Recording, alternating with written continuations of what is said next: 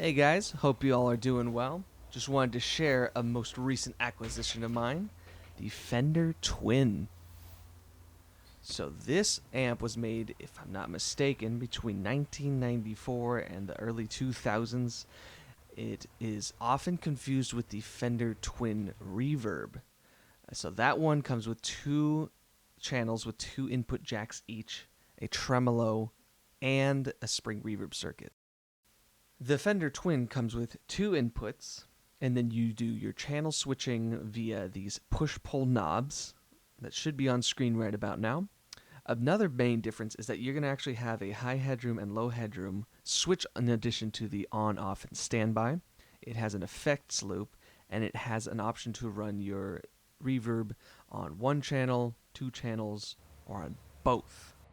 These are relatively unknown, and they often get confused with a red-knobbed Fender Twin amp.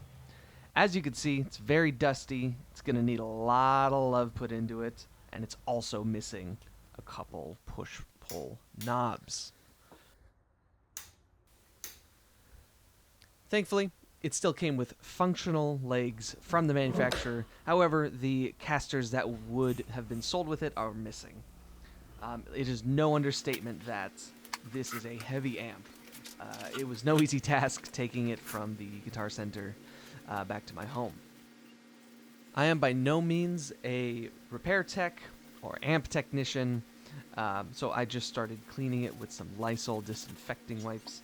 There's an amp technician in the chat.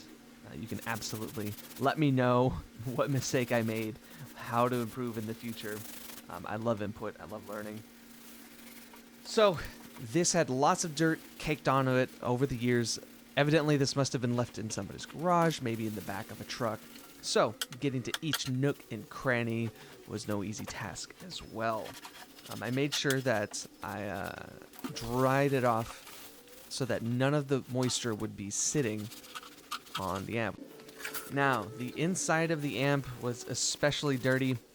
If you have ever owned a tube amp before and you've ever opened it up, it gets really bad. Wanted to show the camera. That was after my first go through with one single wipe.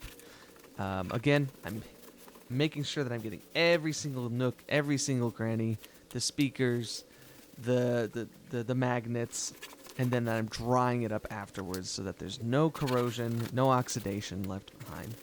I'm also going to be touching up the outsides of the jacks in the back. I'm not going inside the jacks, just the outside. So we're going to fire it up. One other thing that it is missing is an amp jewel. So let's hear how it sounds. It's got some pretty scratchy pots on it.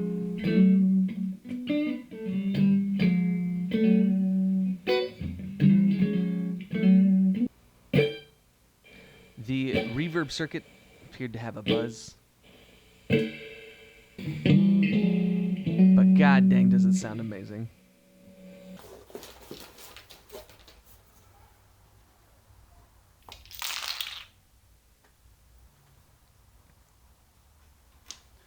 So these were actually a challenge. The tool that I had, you could tell, wasn't meant for installing new tone knobs onto amps. Nevertheless, I took the time, I got it on there, and now these push-pull knobs are working beautifully.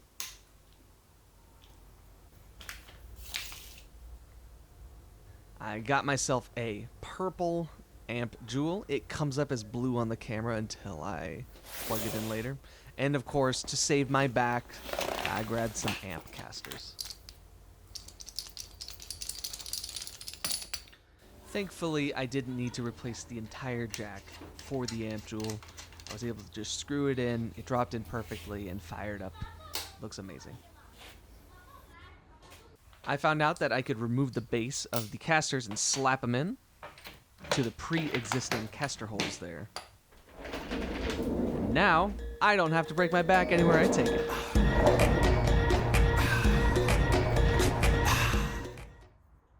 Now that we're all done with our installations and cleanup, let's give it a spin. To emphasize how powerful the tone stack is on this thing, I left all the knobs at 1. then dialed it in right after.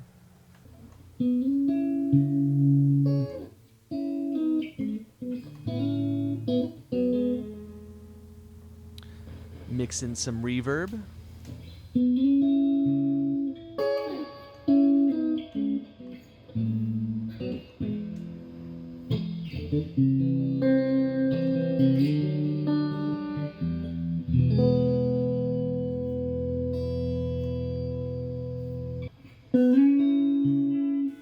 Flipping through the channels.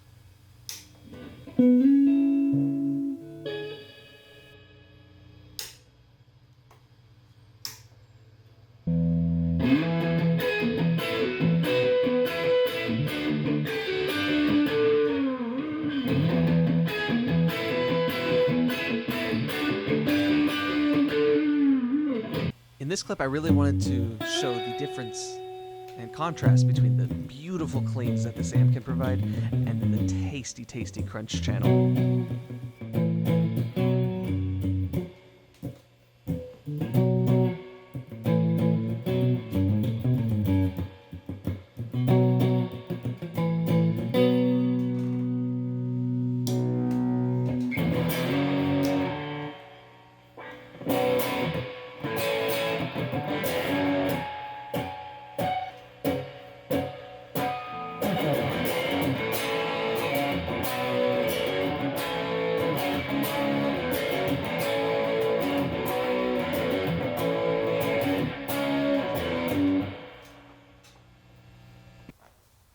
Alright, I've had my fun. I'm going to put it away.